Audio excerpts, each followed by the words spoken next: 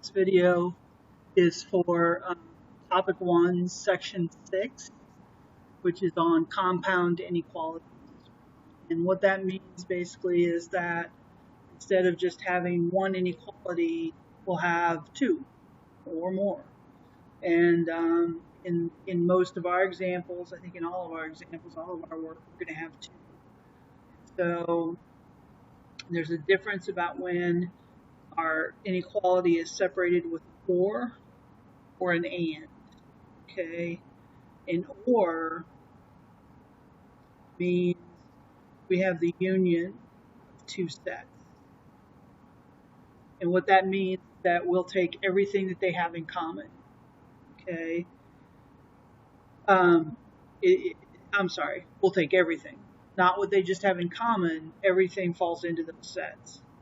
Like here, if I look at x is less than or equal to -3, let's see, let's put 0 here.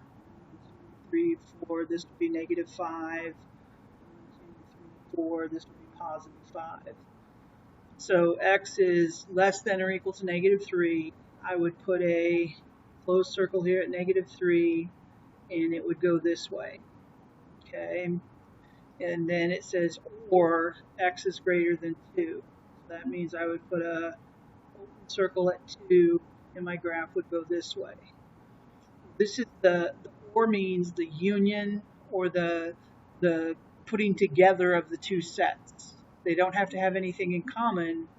It is just those two things put together. So our answer is the same as the graph that I put below.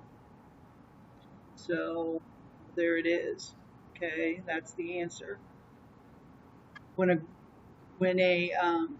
inequality is written like this, it can actually be separated into two.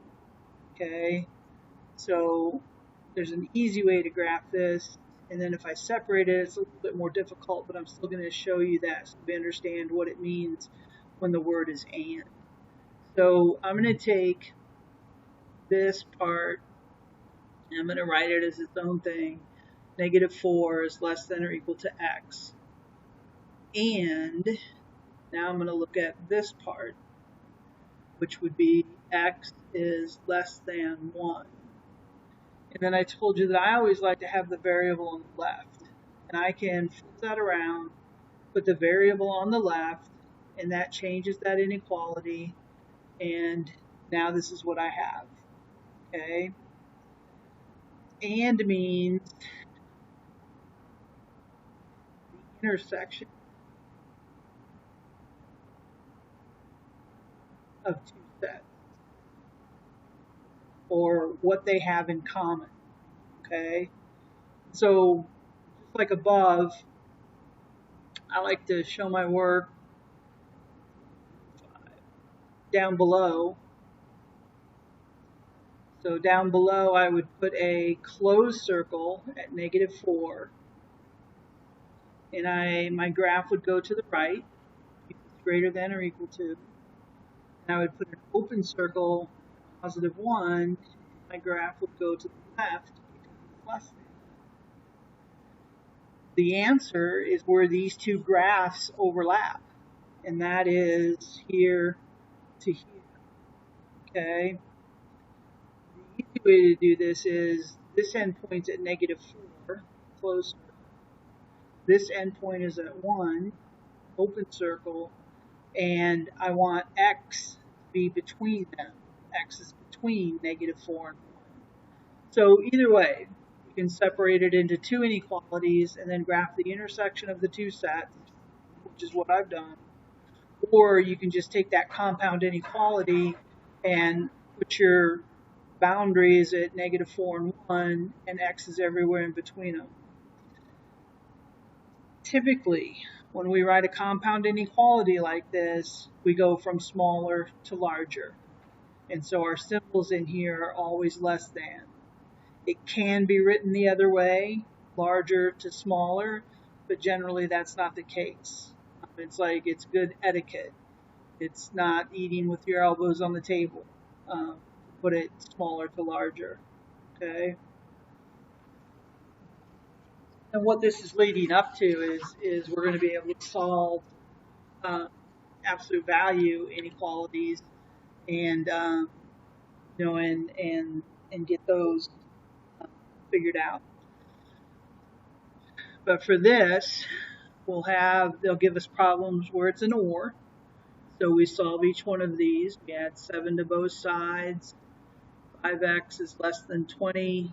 Divide by 5. X is less than 4. Over here, we would subtract 3 from both sides. So negative 4x is greater than 8. Divide by negative 4. And x is less than, flip the inequality, 2. So I'm going to put 0 here.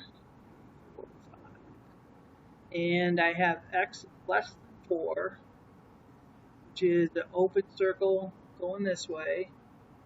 And I have x is less than 2, which is an open circle going this way. And what's the union of those two sets? The union of those two sets is this one. Right? So I'm just putting the two sets together. They don't have to overlap or anything. Just putting them together. Okay? For this one, again, I could separate it into two inequalities. One inequality would be this one. Negative 12 is less than 7x plus 9. And I would subtract 9 from both sides. Get negative 21 is less than 7x. Then I would divide by 7. And I would have negative 3 is less than x. And y'all know I've said it enough times, I don't like that. So I like to flip it around. X is greater than negative 3. And then it's going to be an AND statement. So AND, my other inequality, and 7x plus 9 is less than 16. Subtract 9, 7x is less than 7, divide by 7, x is less than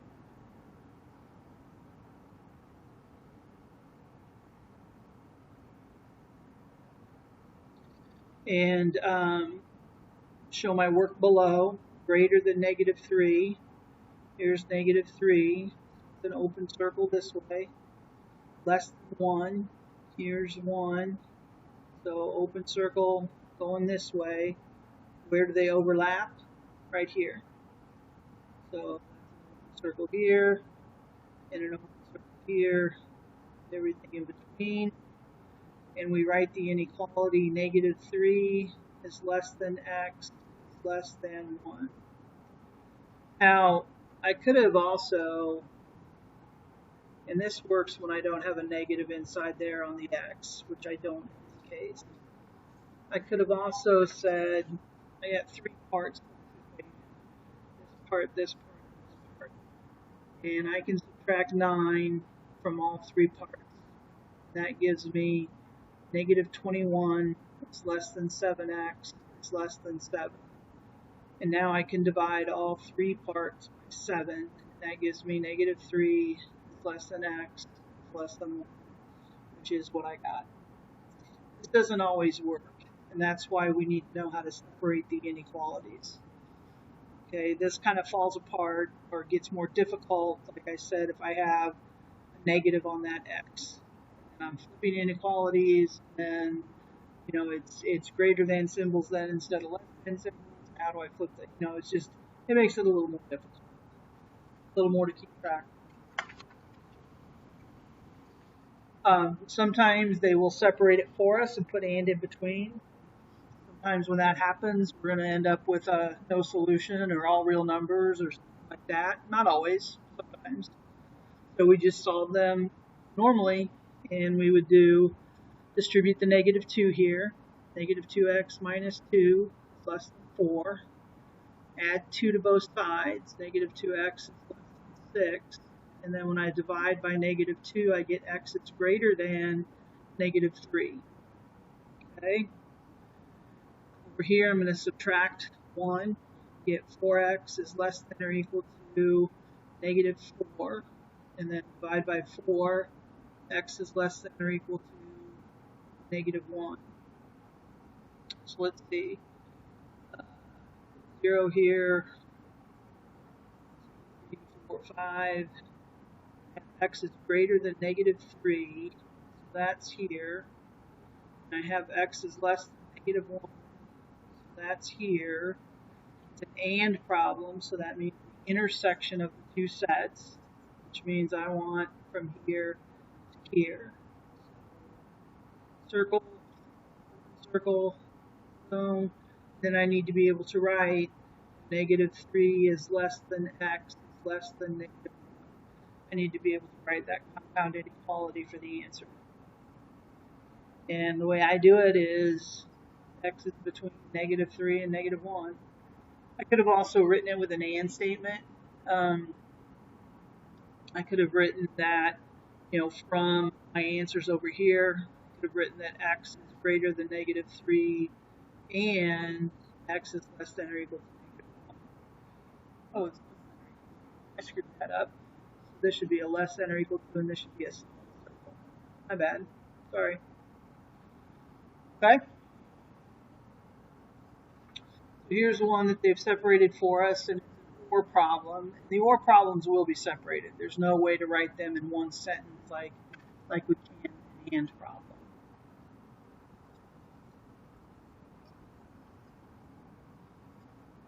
So we'll just start on the left here and subtract 2 from both sides.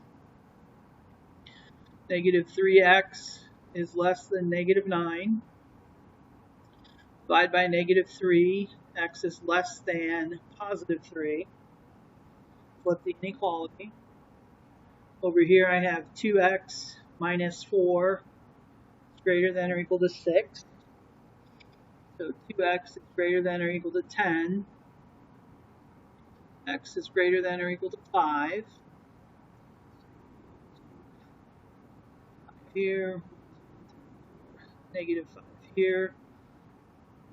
See, less than 3, open circle going this way.